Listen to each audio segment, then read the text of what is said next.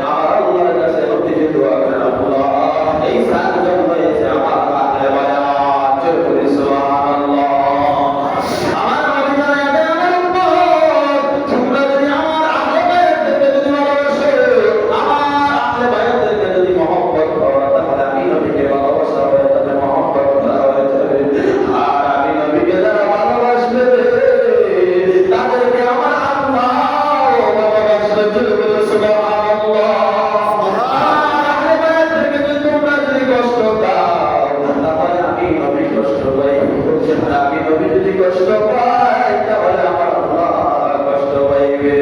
ওরে বাবা, আহলে বায়াতের অন্যতম একজন সদস্য হযরত ইমাম হুসাইন, ইমাম হাসান রাদিয়াল্লাহু তাআলা আনহু এবং ইমাম হুসাইন রাদিয়াল্লাহু তাআলা আনহু তারা শহীদ হয়ে গেলেন আল্লাহর রাস্তায়। ইমাম হাসান রাদিয়াল্লাহু তাআলা আনহু এক সময় ওনার খেলাফতের দায়িত্ব। আমরা কারবালার আলোচনা শুনি, আসলে আমরা ইতিহাস জানি না। আমরা ইতিহাস জানতে হবে এবং ছোট বাচ্চাদের আমরা ইতিহাস জানাইতে হবে। কারণ যত দিন চলে যাইতেছে তত মুনাফিকের সংখ্যা বাড়তেছে। কথা বলেন ঠিক কিনা? যদি সমাজে যদি ছোট বাচ্চারা সহজে কারবালার ইতিহাস জানে তাহলে মুনাফিকরা কখনোই ছোট বাচ্চাদেরকে ঈমান হারা করতে পারবে না। কারবালার প্রেম থেকে আহলে বায়াতের প্রেম থেকে কখনো তারা দূরে রাখতে পারবে না। এজন্য ইতিহাসটা আমি তুলে ধরতে চাই। ইমাম হাসান রাদিয়াল্লাহু তাআলা আনহু এক সময় ওনার খেলাফতের দায়িত্বটা দিয়ে দিলেন আমির মুআবিয়া রাদিয়াল্লাহু তাআলা আনহুর কাছে। আমির মুআবিয়াকে জানেননি? আমির মুআবিয়া রাদিয়াল্লাহু তাআলা আনহু ইয়াজিদের বাবা, উনি ছিলেন নবীর সাহাবী। আর আমির মুআবিয়ার ছেলে হয়েছে মিস্টার ইয়াজিদ উরফে মালাউন আবু জাহেল। কথা বলেন ঠিক কিনা?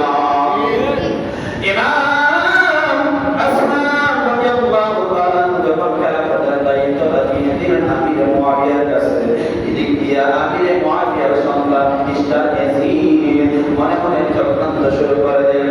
কারণ ইয়াজিদের অন্তরের মধ্যে তো মুনাফিকিতে ভরা, তারা শুধু চক্রান্ত করতে চায়। ওই ইয়াজিদ চক্রান্ত শুরু করলো, আমার কত বিশাল রাজত্ব, আমি একটা দোষ অবলম্বন করতে চাই। ইমাম হাসান রাদিয়াল্লাহু তাআলা আনহুর স্ত্রীকে যদি আমি আমার ফাদের করতে পারাইতে পারি তাহলে তো আমি রাজ্যের রাজা হয়ে যাব। এবং ইয়াজিদ চক্রান্ত শুরু করলেন। ইমাম হাসান রাদিয়াল্লাহু তাআলা আনহুর স্ত্রীর কাছে একটা বিশাল বড় একটা চিঠি পাঠাইলেন। চিঠি পাঠাইয়া বললেন, হে ইমাম হাসানের স্ত্রী যায়দা, ও যায়দা রে, আমি ইয়াজিদ বলতেছি তোমার কাছে আমি চিঠি পাঠাইলাম। তুমি যদি তোমার স্বামীকে যদি বিস্মান করাইয়া যদি হত্যা করতে পারো, শহীদ করতে পারো, তাহলে তুমি যায়দাকে আমি ইয়াজিদের রাজ্যের রানী বানাবো। যদি বলা যাবে নাউযুবিল্লাহ, কি কৌশল অবলম্বন করতেছে, কি চক্রান্ত করতেছে ইয়াজিদ করতেছে। যায়দা হাসানের স্ত্রীকে বলতেছে, যায়দা তুমি যদি তোমার স্বামীকে যদি বিস্মান করায় যদি শহীদ করতে পারো তাহলে আমি তোমাকে আমার রাজ্যের রানী বানাবো। যেই মাত্র এই কথা শুনলেন, শোনার পরে ওই যায়দার অন্তরের মধ্যে একটা আনন্দের ঢেউ করতেছে, হ্যাঁ আমি তো রাজ্যের রানী হয়ে যাব। তাহলে এই স্বামীর কথা তাকাচ্ছে না তাকাই বলা জরুরি নাউযুবিল্লাহ। কারণ মহিলারা দেখবেন একটু তারা যদি বেশি অ্যামাউন্ট, বেশি অঙ্কের টাকা যদি পেয়ে যায়, বেশি যদি স্বাধীনতা পেয়ে যায়, তাহলে তারা কিন্তু তারা মন্ডলে ঘুরে যাবে, তারা চক্রান্তের মধ্যে শিকার হয়ে যায়। কিন্তু তারা জানে না চক্রান্তের মধ্যে শিকার হয়ে পড়ে তারা ঈমানটাও পর্যন্ত চলে যেতে পারে। আর যদি ঈমানটাও যদি চলে যায় তাহলে ঈমান ছুঁয়ে মারা যেতে হবে। কিন্তু যায়দা রাখতেছে না, তার যে কৌশলে ঈমান চলে যাইতেছে। যায়দা একসময় রাজি হয়ে গেলেন, এই ইয়াজিদের চিঠি পাওয়া মাত্রই রাজি হয়ে গেলেন যে কিভাবে হাসানকে বিস্মান করাইয়া শহীদ করা যায়। যদি আমি শহীদ করতে পারি তাহলে তো আমি ইয়াজিদের রাজ্যের রানী হয়ে যাব। ওর মধ্যে একটা লোভ চলে আসলো, কিন্তু সে যে জানে না লোভের বাপে মৃত্যু, সে এটা বুঝতে পারে না। হয়তো তুমি যায়দা এই কথা শোনা মাত্রই মনে মনে চিন্তা করতে লাগলেন কোন সময় হবে, কোন সময় হাসানকে শহীদ করাবে, বিস্মান করাইবে। এদিকে ইয়াজিদ সিরিয়া থেকে বিষাক্ত বিষ আনলেন, বিষাক্ত ভয়ঙ্কর বিষ আনলেন। বিষ আনিয়া যায়দার কাছে পাঠাইয়া দিলেন আর বললেন, যায়দা রে, তোমার স্বামীকে যদি তুমি শহীদ করতে পারো আমার রাজ্যের রানী তোমাকে বানাবো। এদিকে যায়দার অন্তরের মধ্যে আনন্দের ঢেউ চলতেছে রাজ্যের রানী হওয়ার জন্য। কোনোভাবেই কৌশল করতে পারতেছে না, হাসানকে বিস্মান করাইতে পারতেছে না। উনি শুধু কৌশল খুঁজতেছে, কৌশল খুঁজতেছে।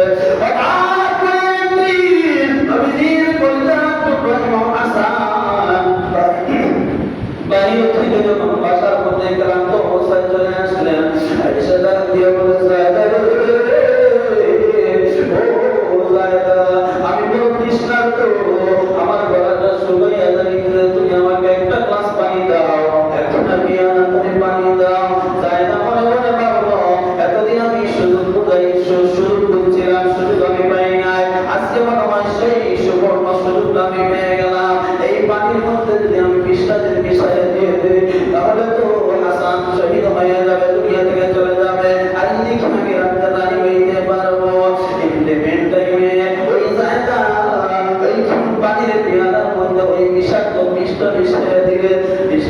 চাইয়া দেওয়ার পরে যায় বলে স্বামী ও স্বামী তুমি একটা পেয়ালা পানি গুলা পান করে ফেলো। হযরত ইমাম হাসান রাদিয়াল্লাহু তাআলা পানির দৃষ্টান্ত ছিলেন, গলাটা শুকিয়ে গেছে। হাসান রাদিয়াল্লাহু তাআলা পানিটা পান করে ফেললেন। পানিটা পান করতে দেরি হয়েছে, নবীর পরিচয় তোমরা হাসানের শরীরের মধ্যে বিষ প্রবেশ করে ফেলেছে। আল্লাহু আকবার। ইমাম হাসান রাদিয়াল্লাহু তাআলা যখন ওই পানিটা পান করলেন, পানিটা পান করার পরে হাসান রাদিয়াল্লাহু তাআলা শরীরটা বিষাক্ত হয়ে গেছে, সমুদ্র হয়ে গেছে, বিষের যন্ত্রণা চটপট চটপট করতেছে। হাসান ডাক দিয়ে বলে, দাদা আমার স্ত্রী হয়ে তুমি এটা কেমন কাজ করলা? তুমি পানির মধ্যে কি দিলা? তোমার কাছে আমি পানি চাইলাম, পানির মধ্যে বলতে তুমি আমাকে কি দিলা? পানিটা পান করার পরে আমার পরিচয়টা ছিঁড়ে যাইতেছে, কষ্টের জায়গা। এই পানি পান করার পর আমার শরীরের মধ্যে শান্তি শুরু হয়ে গেল। আমার পরিচয়টা একবারে ছিঁড়ে যাইতেছে জায়গা। রবীন্দ্র পরিচয় তোমরা এরকম আশা বুঝতে বাকি নাই, ওনাদের বিষ পান করা হয়েছে বুঝতে বাকি না। ইমাম হাসান ডাক দিয়ে বলে, মদিনাবাসী রে, মদিনাবাসী রে, তোমরা কোথায় আছো রে? আমার ভাই হাসানের কাছে তোমরা খবর দাও। আমার ভাই হাসান, আমার ভাই হুসাইনকে খবর দাও। আমার ভাই হুসাইনকে আমার কাছে আসতে বলো। আমার মনে হয় এই জমিনের মধ্যে আমি আর থাকতে পারবো না, আমার সময় চলে এসেছে রে মদিনাবাসী। হুসাইন রাদিয়াল্লাহু তাআলা আমার কাছে যখন খবরটা গেল, হুসাইন রাদিয়াল্লাহু তাআলা এই ভাইয়ের কাছে চলে আসলো। আয়েশা ভাইকে বুকের মধ্যে এইভাবে জড়াইয়া ধরলেন আর বলল, ভাই তোমার কি অবস্থা হয়েছে? ভাই তুমি কেন এমনভাবে চটপট চটপট করতেছে? ভাই ও ভাই তোমার কি হয়েছে রে ভাই? হাসান বলে, হুসাইন আমি পানি গিয়েছিলাম, পানির মধ্যে যেন কি মিশানো ছিল, কে যেন চক্রান্ত করে মিশাইয়া দিয়েছে। এই পানিটা খাওয়ার পরে আমার সারা শরীর বিষাক্ত হয়ে গেছে। হুসাইন ডাকিয়া বলে, সুরেখার নামটা বলো, তোমাকে কে এমন অবস্থা করেছে ভাই? আমার তুমি সুরেখার নামটা বলো, আমি আল্লাহর কসম করে বলি, আল্লাহ বিল্লাহ, যতক্ষণ পর্যন্ত এটার প্রতিশোধ আমি না নিব, ততক্ষণ পর্যন্ত হুসাইন একটা গ্লাস পানিও পান করব না। যে বলা তবে সুবহানাল্লাহ। হুসাইন রাদিয়াল্লাহু তাআলা যখন এই কথা বললেন, হাসান রাদিয়াল্লাহু তাআলা বলেন, ভাই ও আমার ছোট ভাই হুসাইন, না না না, তুমি প্রতিশোধ দিও না, প্রতিশোধ দিও না। আমার নানা তো বলে গেছে, রে হাসান তুমি আমার একটা সময় আসবে, হাসান তুমি এই জমিন থেকে কিছু মুনাফিকের দ্বারা তোমাকে বিষ পান করাইয়া জমিন থেকে শহীদ করে বিদায় করে দিব। হুসাইন নানার কথা সত্য হয়ে গেল। হুসাইন হুসাইন তুমি এই খানার জমিনের মধ্যে রক্তপাত করবে না, কোনাকুনি করবে না, ঝগড়া করবে না। হুসাইন রে, আমার সময়টা চলে আসছে, আমার মনে হয় আমি চলে যাইতে হবে। হুসাইন তোমাকে দুঃখ না আমি বলে দিয়ে যাই। হুসাইন রে, আমি যাওয়ার পরই তোমার যাওয়ার পর আসবে ভাই। ও ভাই তুমিও চলে যাইতে হবে ভাই, তুমি যাওয়ার জন্য প্রস্তুতি নিও। আমার নানাকে বলেছে আমার ভাই হুসাইনকে কারবালার প্রান্তের মধ্যে শহীদ করবে। ভাই তুমি প্রস্তুতি তাই করে ভাই। দ্বিতীয়বার তুমি কথা বলে দিয়েছে, ভাই রে আমি তোমার শহীদ হওয়ার পরে আমার মনে মনে বড় ইচ্ছা ছিল, বড় আনন্দ ছিল, মনে মনে বড় আশা ছিল, আমি শহীদ হওয়ার পরে আমাকে আমার নামাজ ইয়া রাসূলুল্লাহ ইয়া হাবিবাল্লাহ, আমার নামাজটা বড় জবর করে সামনে আমাকে শহীদ করে রাখতে হবে ভাই। ভাই কিছু মাফিক মুসলমান নামদারি মুসলমানদের কথা আমাকে আমার নামাজের সামনে আমাকে শহীদ করে দিবে না রে ভাই। ভাই তুমি ওই সময় কোনো রক্তপাত করবে না, কোনাকুনি করবে না রে ভাই। যদি তোমার তাড়াতাড়ি আমাকে এই জায়গার মধ্যে শহীদ করতে না দে, তাহলে আমার পরিবার টুকরা সাইয়্যিদাতুল সারিয়াতুল জান্নাহ ফাতেমা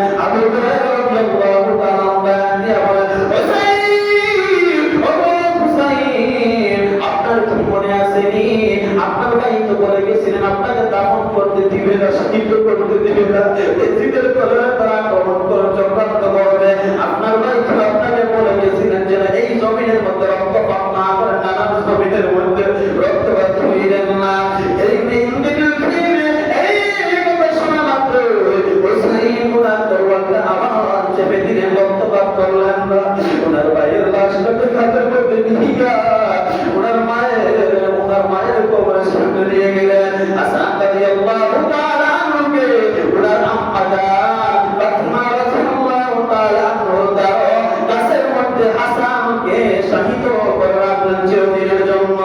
জোরে বলা যায় কি সুবহানাল্লাহ, জোরে বলে সুবহানাল্লাহ। ভাই কারবালার ইতিহাস, কারবালার আলোচনা যদি আমরা জানতে পারি, শুনতে পারি, কারবালার আলোচনা শুনলে এবং কারবালার আলোচনা গবেষণা করলে ইমানদারের ইমান তাজা হয়। কথা বলে ঠিক কিনা? এজন্য কারবালার আলোচনা থেকে আমরা শিক্ষা নিতে হবে। আমরা যতদিন এই জমিনের মধ্যে বাঁচবো, আমাদের ভাইদেরকে মহব্বত করে, আমাদের ভাইদেরকে অনুসরণ করে আমরা পরিপূর্ণ ইমানের সময় আমরা থাকবো। কেন? কারণ ওই নবীজির আহলে বায়াত এবং হাসান এবং ইমাম হুসাইন নবীদের সকল সদস্যরা